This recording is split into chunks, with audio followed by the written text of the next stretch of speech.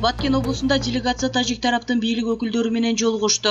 Бүгүн 8 ноябрда Баткен районунун акими Учкунбек Журубаев баш болгон делегация Тажикстандын Исфара районунун төрагасы Бахадур Зода жетектеген делегация менен жолугушту. Бул тууралуу аталган облустун акимчилиги билдирди. Маалыматка таянсак, жолугушууда чек ара аймактарында коомдук саясий абалды туруктуу кармоо, чыр-чатактарды алдын алуу, чарбачылык, ирригациялык тармак боюнча маселе, эки элдин ортосундагы ынтымакты калыбына келтирүү, мыйзамсыз курулуштарды тургузбоо жана башка ушул сыяктуу маселелер каралды. Андан сырткары эки элди түрдүү провокациялык чакырыктарга алдырбоо маселелери каралып, түшүндүрүү иштерин жүргүзүү менен чек аралаш аймактарда эки тараптуу туруктуулукту сактоо сүйлөшүлдү. Жыйынтыгында эки тарап тең бирдей алдын алуу жумуштарын аткарууну макулдашты.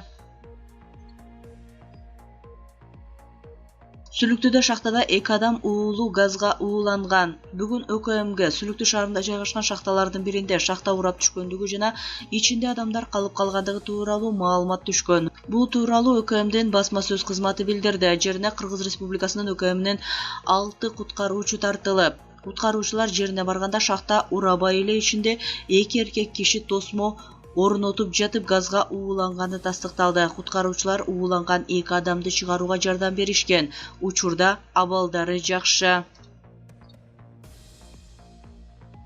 Бажы кызматы сунуштаган системага каршы чыккандар Садыр Жапаровго кайрылды. Нарын, Ысык көл жана Чүй облустарынын айдоочулары мамлекет тарабынан сунушталган бажы кызматынын жаңы көрсөткөн иш системасына нааразычылык билдирди. Митингге 300гө жакын адам чогулган. Алар жалпы айдоочулардын атынан президент Садыр Жапаровго жана министрлер кабинетинин төрагасы Акылбек Жапаровго кайрылуу жолдоду. Алардын талабы бажынын мурдагы системасы боюнча гана иштөө. Бишкек абанын булганышы боюнча биринчи сапка чыкты. World Air Quality уюмунун иликтөөсүндө Бишкек абанын булганышы боюнча 7 ноябрда биринчи орунга чыкты. Уюмдун абанын сапаты тууралуу индексинде Бишкектеги көрсөткүч 269ду көрсөттү.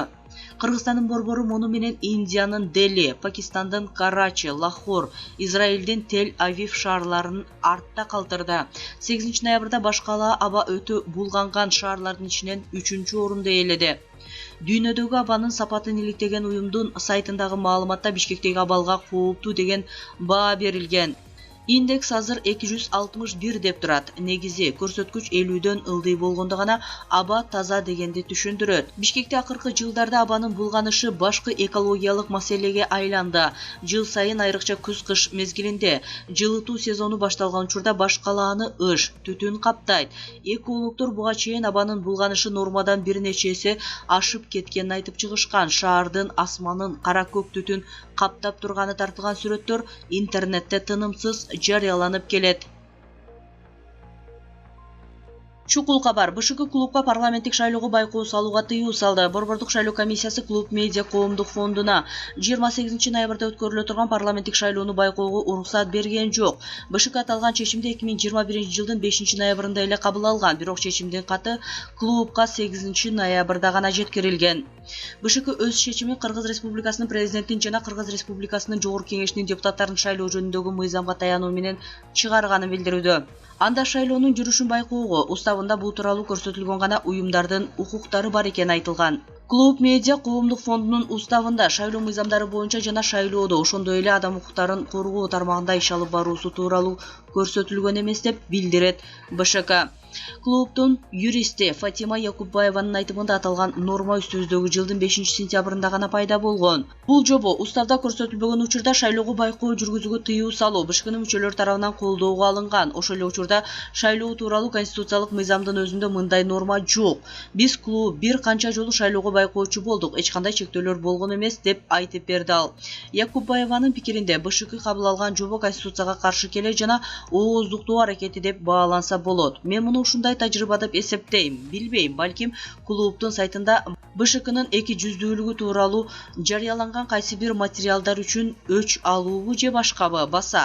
Биз абдан көп доо арыз тапшырганбыз. Мындай кадам менен балким өздөрүнүн жумушун азайткысы келип жаткандыр, деди ал. Клубтун байкоочулары жана шайлоодогу мыйзам бузуулар, алдыдагы парламенттик шайлоонун таза өтүшүн камсыз кылуу үчүн клуб өлкө боюнча 1500 байкоочу жалдаганы жатат. Бирок БШКнын чечими эми клубтун байкоочулары шайлоо участкасында эртеден кечке боло албайт дегенди түшүндүрөт. Ошондой эле байкоочулар УШК мүчөлөрү бюллетень санаганда жана протокол түзгөндө көзөмөл жүргүзө албайт. 2020 жылдын күз айларынан тарта клуб 4 шайлоого жана 2 референдумга байкоо жүргүздү. Апрелдеги шаардык кеңештин шайлоосунда биздин байкоочулар 800дөн ашык бузууну аныктап, юристтер шайлоо комиссияларына 192 арыз берген. Жалпысынан клубтун апрелдеги байкоо кампаниясы өлкөдөгү эң ири болгон. Мисалы, Кыргызстан боюнча клубтун атынан шайлоого 3000 киши байкоо жүргүздү. Клуб апрель айында БШКга келип түшкөн даттануулардын 3төн 1 берген. Анда Боршайком 500дөн ашык арызды каттаган. Ошондой эле коомдук уюмдардан, саясий партиялардан, депутаттыкка талапкерлерден жана жарандардан келип түшкөн. Апрелдеги шайлоолордон кийин клубтун дата бөлүмү жергиликтүү кеңештерде жана конституцияны өзгөртүү боюнча өткөн референдумдагы бардык участоктарда болгон бузууларга анализ жүргүзүп, бир катар материалдардын сериясын жарыялашкан. Мисалы, журналисттер БШК үгүт учурунда мыйзам бузууларга көп учурда тандалма мамиле кылаарын аныкташкан. Айрым майда бузууларга чара көрүп, олуттуу мыйзам бузууларды көз жазымда калтырат. Мындан тышкары, клубтун дата бөлүмү кээ бир участкалык комиссиялар шайлоо аяктагандан кийин протоколдорду кайрадан жазып чыкканын аныкташкан. Клуб медиа БШКнын чечими боюнча сотко кайрылды. Клуб медиа коомдук фонду Борбордук шайлоо комиссиясынын шайлоого байкоо жүргүзүүгө уруксат бербей койгон чечимин жокко чыгаруу өтүнүчү менен Бишкектин административдик сотуна кайрылды. Бул тууралуу клуб медианын өкүлү Эльвира Султанмурат кызы Азаттыкка билдирди. Бизге берген баш тартуу түшүндүрмөсүндө БШК жаңы шайлоо мыйзамдарына таяныптыр, бирок биз буга чейинки 4 шайлоого байкоо жүргүзүп, чагылдырып, кетирилген кемчиликтерди жана мыйзам бузуулардын ар бирин акт менен бекитип, БШКга берип келгенбиз. Ар бир акттын каралып, чечилишин талап кылганбыз. Айрым каралбай калган учурларда Боршайкомдун андай аракеттерин ачык жазганбыз. Балким бизге ошол үчүн шайлоого байкоо жүргүзүүгө атайын уруксат бербей коюшту деп ойлоп жатабыз. БШКнын бул чечими конституцияга каршы келет. Борбордук шайлоо комиссиясы клуб медиа коомдук фондуна 28 ноябрда өтө турган парламенттик шайлоого байкоо жүргүзүүгө уруксат берген эмес. Боршайком мындай чечимди 5 ноябрдагы жыйынында кабыл алып, бирок клуб медиага 8 ноябрда кабарлаган. БШК жаңы шайлоо мыйзамдарына ылайык агенттиктин уставында шайлоолорго байкоо жүргүзүү тууралуу жазылбаганын билдирген. Клуб медиа коомдук фонду шайлоонун алдында 1500дөй байкоочуну окутуп, добуш берүү күнү шайлоо тилкелерине жайгаштырып келген. Алар добуш берүүнүн жүрүшүнө көз салып, кетирилген кемчилик, бурмалоо, мыйзам бузууларды катташчу. Добуш берүү аяктаган соң башка байкоочулар менен тең укукта добуштардын саналышына жана протоколдордун түзүлүшүнө көз салчу. 12 жаштагы кызды алам деп алдап, жыныстык катнашка барган жаран соттолду. Бишкектин 1-райондук соту Кыргыз Республикасынын Кылмыш жаза кодексинин 16 жашка чыга элек адам менен жыныстык катнашка баруу жана башка сексуалдык мүнөздөгү аракеттер беренеси боюнча 23 жаштагы СЖ аттуу жаранга өкүм чыгарды. Тергөөнүн версиясы боюнча жигит жашы жете элек кызды бир нече жолу зордуктаган. Ал учурда кыз 12 жашта болчу. Жигит ага үйлөнөм деп алдап кеткен. Соттун жүрүшүндө кыз айыпталуучуга койгон дооматынан баш тартты. Мындан тышкары ал тергөө учурунда атасынын кысымы менен ага жалаа жапканын билдирген. Асынын айтымында ал соттолуучу менен өз эрки менен жыныстык катнашка барган. Ал тараптан эч кандай зордук зомбулук болгон эмес. Ал эми СЖ өз күнөөсүн мойнуна алган жок. Анын айтымында асы менен өз ара макулдашып, жыныстык катнашка барышкан деп айтылат соттун өкүмүндө. Соттун жыйынтыгында СЖ күнөөлүү деп табылып, бирок ага карата козголгон кылмыш ишинин эскирүү мөөнөтү өтүп кеткендигине байланыштуу токтотулду. Айпери сүйгөнүм таштады деп өлүп коркутмай модага айланып баратабы? Өзүн таштап коркутмай, ошентип өлмөй модага айланып баратабы? Мындай коомчулуктун кендирин кескен суроону Ырчайым Айпери Кубик кызы өзүнүн Instagram баракчасына жазды. Өтө өкүнүчтүү, тобо, себеби эмнеде сүйгөн кызы тоготпой койду же таштап кетти же жашоодон тажады жана башка. Каап жеңил ойлуулук каптады.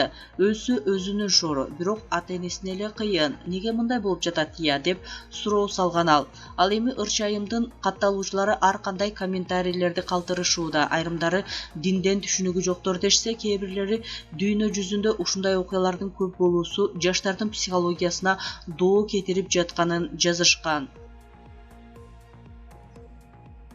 Эл Үмүтү партиясынын талапкери капчыктолуу акчанын сүрөтүн жарыялады. Мыйзам бузулганбы?